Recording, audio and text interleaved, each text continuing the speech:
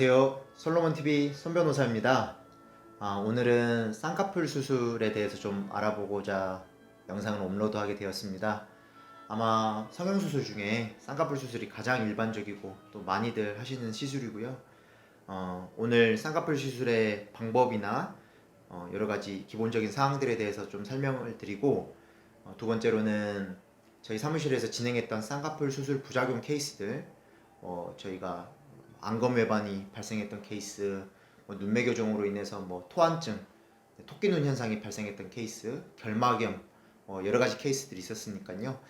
그런 사례들에 대해서 간단하게 설명을 드리고 어떻게 해결했는지, 어떤 우려 과실이 있었는지에 대해서 말씀을 드리는 영상을 준비해 보도록 하겠습니다.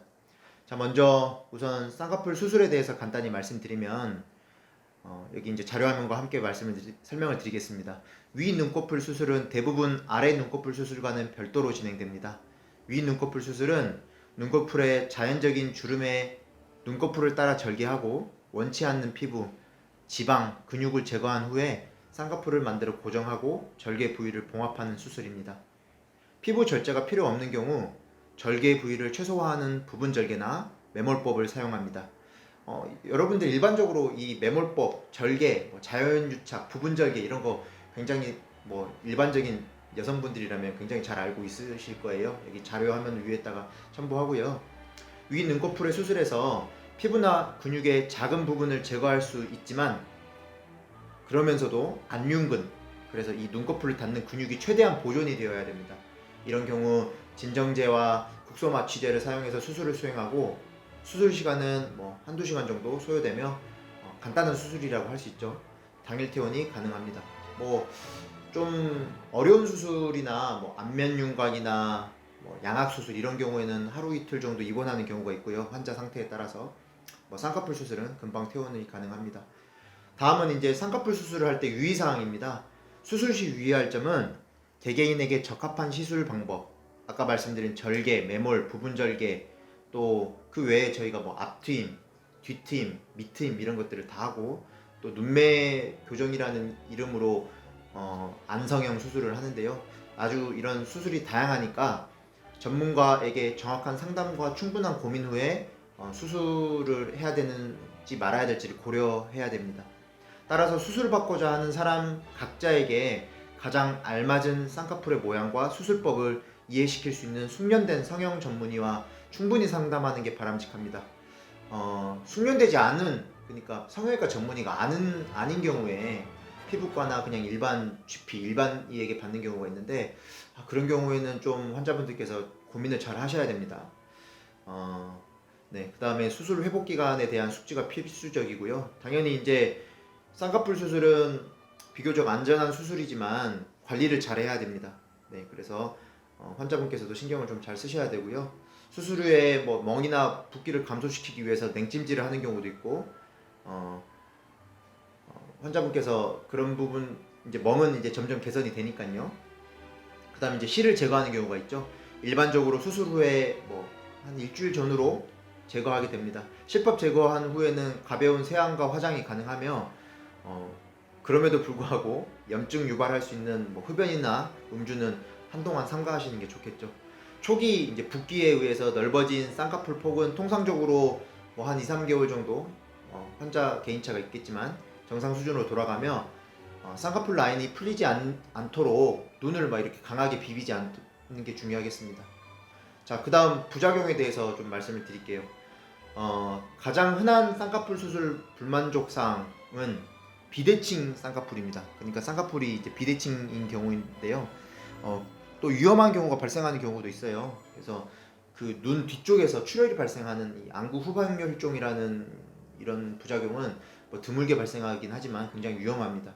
자, 쌍꺼풀 수술은 일시적인 시력 장애, 감염, 흉터, 눈을 감지 못하는 것, 제대로 감기지 않는 것, 안 감기는 것, 안구 건조, 쌍꺼풀 비대칭, 풀림, 과교정, 안검외반.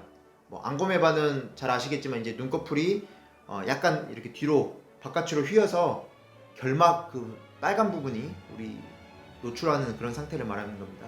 안검 내반도 있습니다. 외반 말고 내반도 있는데, 내반은 이제 눈꺼풀이 안으로 말려 들어가서 속눈썹이 눈을 찌르는 그런 경우가 있어요. 그래서 그런 경우들 이렇게 앞트임 교정하시거나 그런 경우에 이제 저희 환자분들도 좀 있었는데 그런 문제들이 있습니다. 또 당연히 이렇게 눈에 무리가 가니까 결막 부종, 결막염, 뭐 건조성 결막염 이런 것들이 초래될 위험이 있습니다. 자, 가장 일반적인 쌍꺼풀 수술에서 부작용 중에 하나가 토한 증상입니다. 토끼눈 현상이라고 하는데요. 눈을 감을 때 윗 눈꺼풀이 아랫 눈꺼풀 쪽으로 따라 내려오지 못해서 눈이 완전히 감기지 못하거나 속눈썹이 위로 젖혀지는 경우를 말합니다. 상안검을 지나치게 끌어당기거나 안륜근 등 상안검 연부 조직의 과다 절제로 인해서 발생은 됩니다. 피부 조직을 과하게 절제한 경우를 말했어요. 이런 토한증이 발생하고요. 안검하수도 있죠. 그래서 토한과는 반대로 과도하게 조직을 제거하다가 상안검에 손상을 주어서 발생하는 경우입니다. 자, 그리고 부작용, 또 많은 부작용 중에 하나가 심리적 불만족, 즉 이렇게 뭐 객관적으로든 주관적으로든 좀 문제가 있는 경우를 말하는 건데요. 흔히 이제 잘못 알려져 있는 것이 절개를 작게 하거나 덜하면 흉터가 작아서 표시가 잘 안 날 거라고 환자분들 생각하실 수 있지만 뭐 그렇진 않습니다. 예를 들어서 겉에 피부를 상안검판과 유착시키거나 이제 봉합사로 꿰매어서 유착된 것과 같은 효과를 가져오는 수술법으로 쌍꺼풀 수술을 한 경우에는 눈을 감거나 또는 아래를 쳐다볼 때는 그 찝은 자리가 보일 수 있습니다.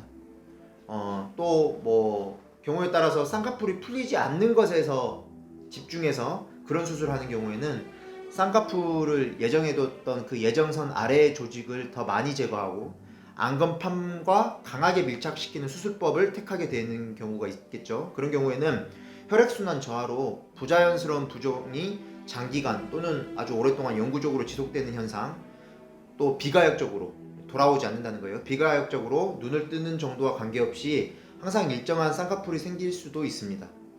다음으로는 저희 사무실에서 진행하였던 쌍꺼풀 성형 부작용 케이스들, 그 중에서 이제 합의가 어느 정도 잘 정리되었던 사건들을 소개해 드리겠습니다. 아무래도 쌍꺼풀 수술이 워낙 많다 보니까 저희가 진행했던 이런 부작용 환자분들 중에서 쌍꺼풀 수술이 제일 많습니다. 그래서 뭐 20대, 30대부터 해가지고 60대, 70대까지도 이 눈매 교정이나 뭐 상안검 이런 안성형 문제로 많이 문의를 주시고요. 일단은 소개드리면 이제 첫 번째 케이스의 환자분은 재수술을 엄청 많이 했던 케이스입니다. 눈매 교정을 위해서 1차로는 이제 눈매 성형술이랑 앞트임 수술을 했고 2차로는 이제 이게 뭐 너무 모양이 만족스러우지 못해서 앞쪽 라인 교정술을 했고요. 다음에 마지막에 3차로는 이제 눈매 성형 앞트임 수술을 또 했었는데요. 결과적으로는 시간이 많이 지났음에도 불구하고 뭐 부작용들이 나아지지 않았고 결과적으로 양안에 양쪽 눈의 비대칭 또 앞트임에 엄청 흉터, 반흔 그다음 수술 후에 눈이 기능 이상이 발생됐어요. 눈이 잘 안 떠지고 감기도 힘들고 시력도 저하되고 그런 문제들이 발생했습니다.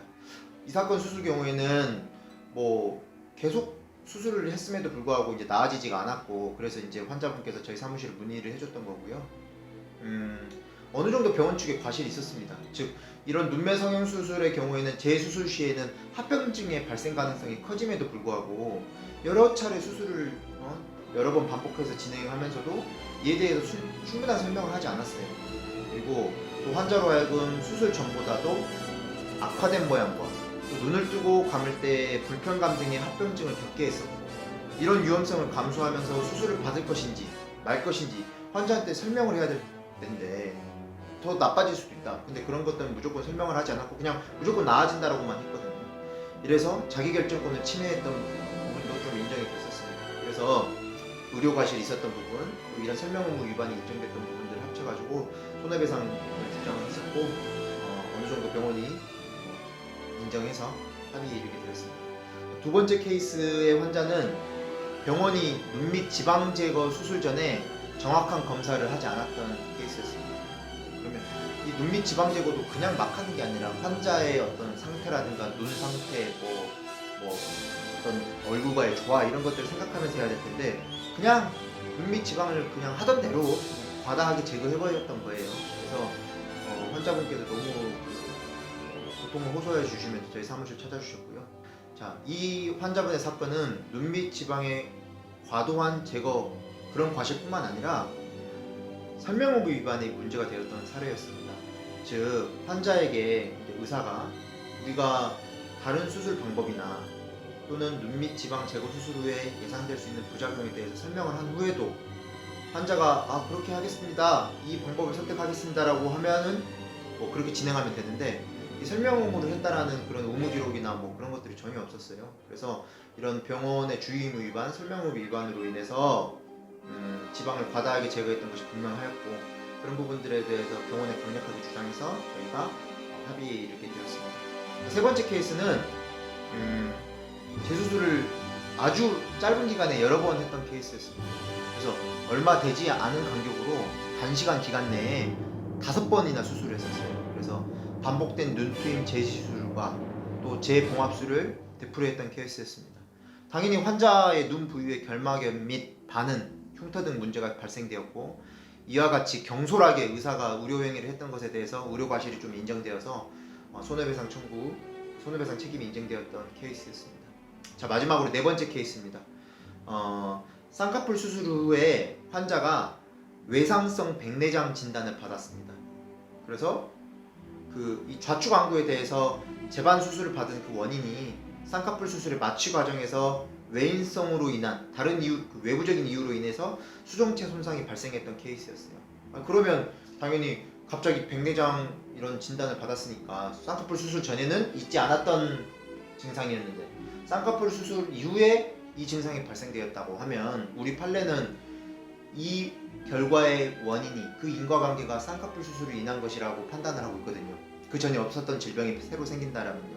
그래서 이런 부분들을 이제 저희가 자료를 잘 수집하고 또 대학병원 진단서 같은 거 제출해서 병원에 제출했고, 그래서 병원이 과실을 인정하고 합의가 어느 정도 되었던 케이스였습니다. 자, 오늘은 여러분께 가장 일반적인 성형수술 중에 하나인 쌍꺼풀 수술의 종류와 또 부작용에 대해서 말씀드렸고, 또 저희 사무실에서 제가 직접 진행했던 합의에 이르게 되었던 여러 가지 케이스들에 대해서 여러분들께 설명을 좀 드렸습니다. 자, 여러분들 오늘 영상에서도 이제 말씀드렸지만 여러분들께서 좀 강한 마음을 먹으시고 이렇게 싸우시면 충분히 병원으로부터 합의와 보상을 받아내실 수 있습니다. 많은 분들께서 그런 걱정을 하세요. 내가 이 케이스가 소송을 하기 어려운 거 아닌가요? 아니면 병원에 따지기 어려운 게 아닌가요? 부작용이 아닌가? 전 잘 모르겠어요 라고 하시는데, 그렇지 않아요. 환자분들, 내가 부작용인가 아닌가에 대한 판단은 의사가 하는 게 아닙니다. 내가 너무 불편하고 내가 힘들면 그건 부작용이에요. 다만 그 부작용에 대해서 의사의 의료행위에 의료 과실이 있었는지야 여부는 그거는 판사님이 판단하는 거예요. 즉 부작용이 있었는지 없었는지는 환자가 판단하고, 의료 과실이 그 부작용에 영향을 미쳤는가 안 미쳤는가는 판사가 판단하는 거예요. 판사님, 법원에. 의사가 아무것도 알 수 못합니다. 의사가 결정하는 게 없어요. 그렇기 때문에 환자분들께서 용기를 가지시고 본인이 겪는 그 고통에 대해서 병원에 목소리를 내실 수 있는 그런 용기 있는 환자분들이 되시길 바랍니다. 네, 오늘 영상 이만 마치도록 하겠습니다. 귀 기울여 듣겠습니다. 소리 높여 변호하겠습니다. 솔로몬TV 손변호사였습니다. 감사합니다.